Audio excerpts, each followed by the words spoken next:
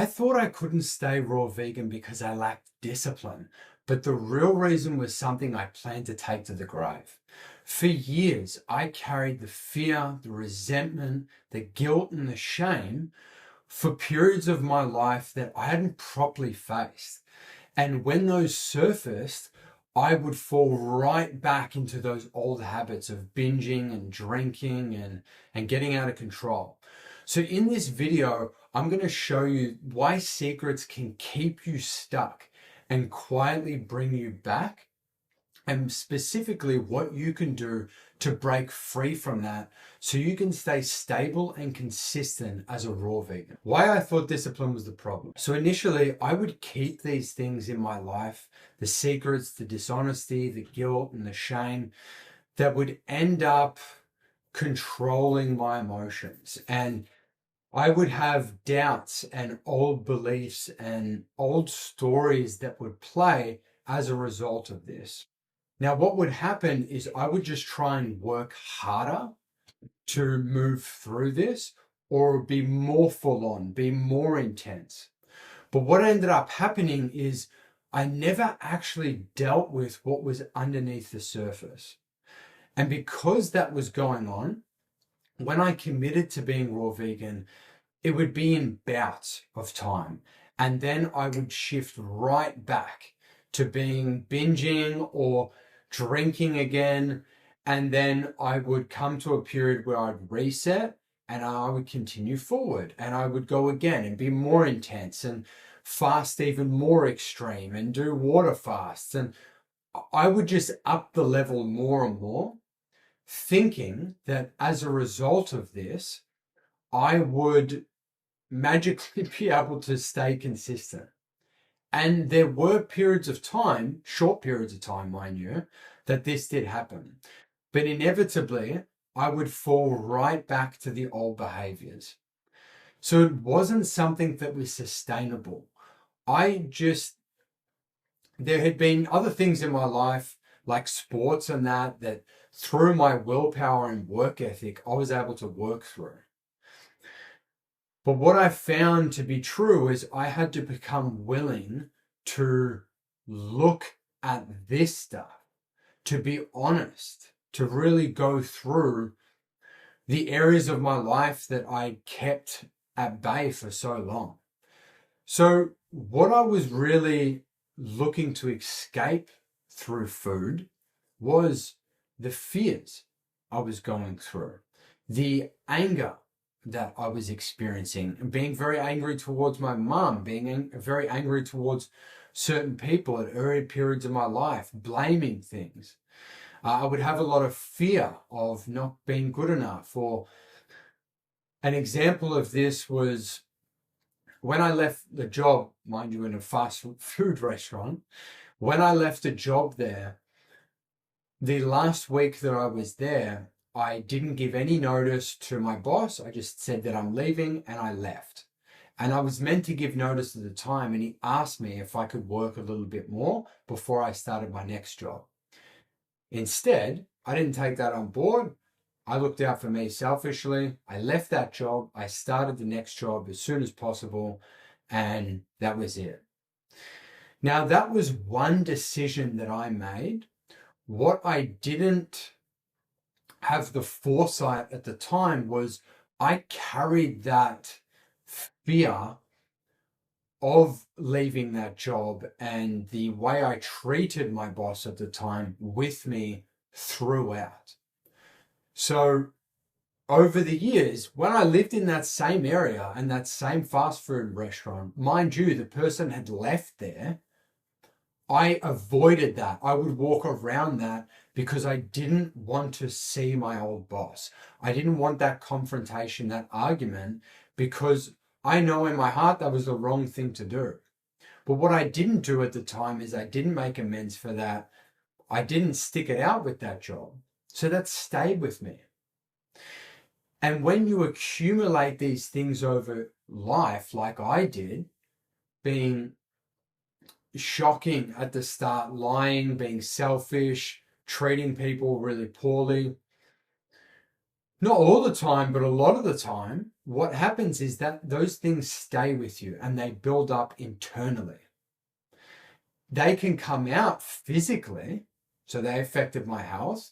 But what more so happened is when I wanted to commit to being raw vegan, these fears and these areas of my life would come up.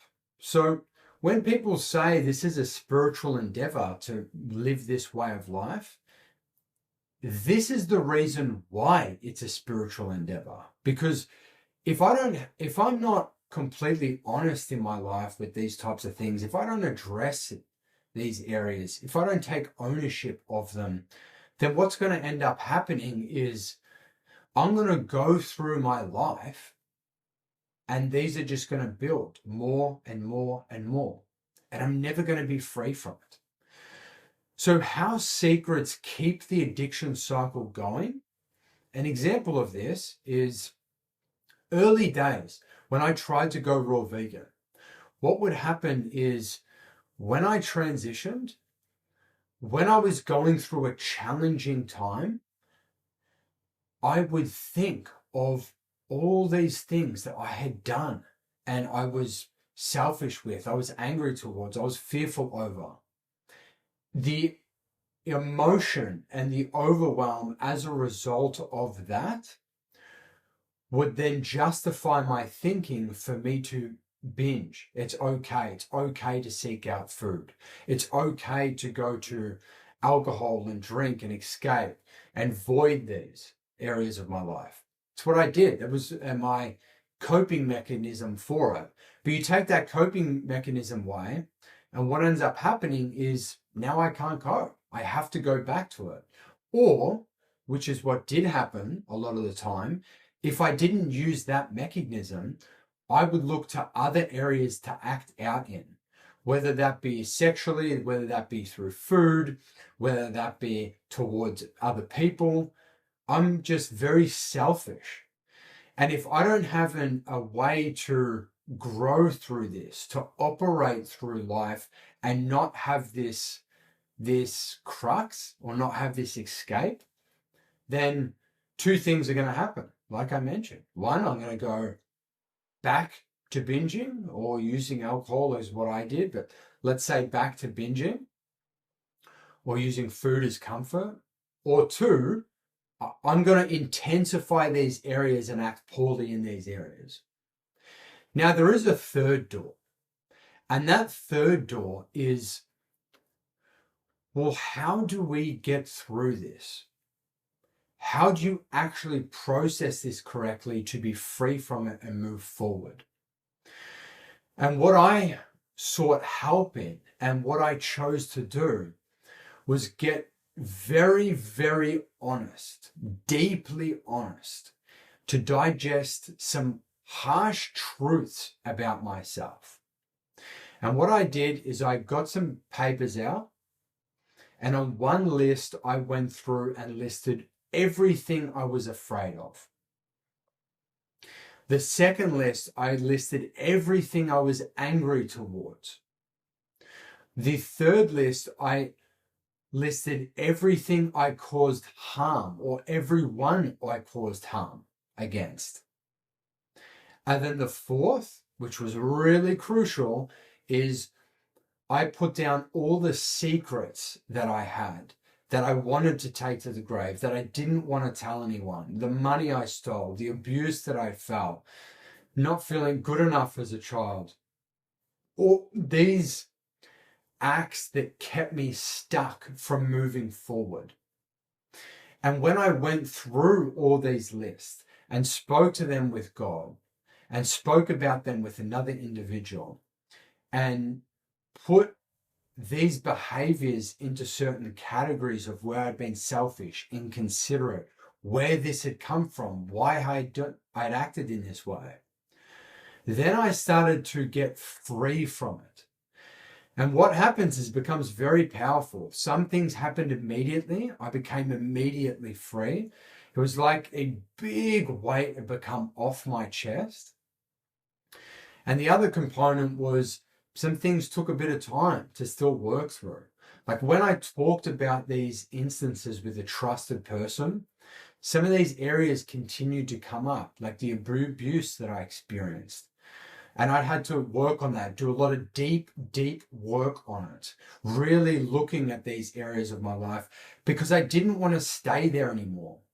The beliefs that I had, these old limiting beliefs and patterns that I'd formed through either terrible circumstances or choices of my own, I carried with me.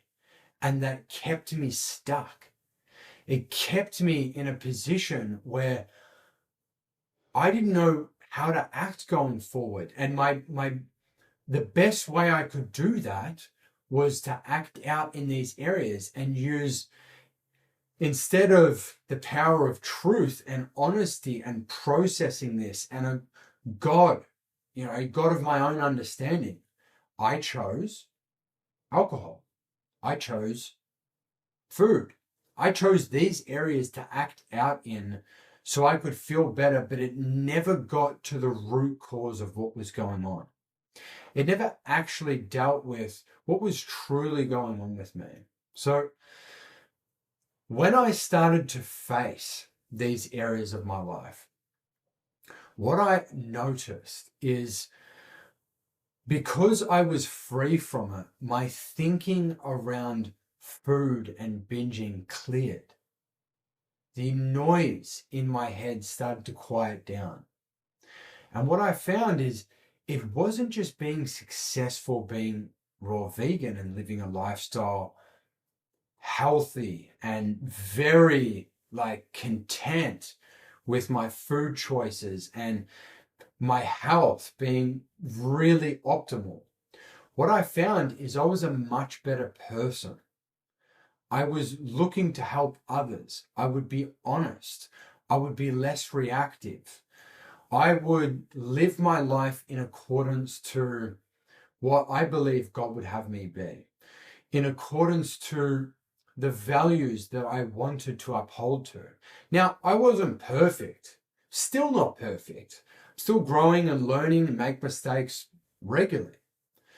What I can say is these areas of my life that ruled me, how I conducted myself in previous relationships, how I conducted myself with people who I loved and my friends, like the pain that I caused people in relationships, the anger, going through an abortion and going through that experience and being horrible through that whole experience, cheating on in my relationships, being very dishonest, owing people money, lying at work, leaving jobs in a certain way.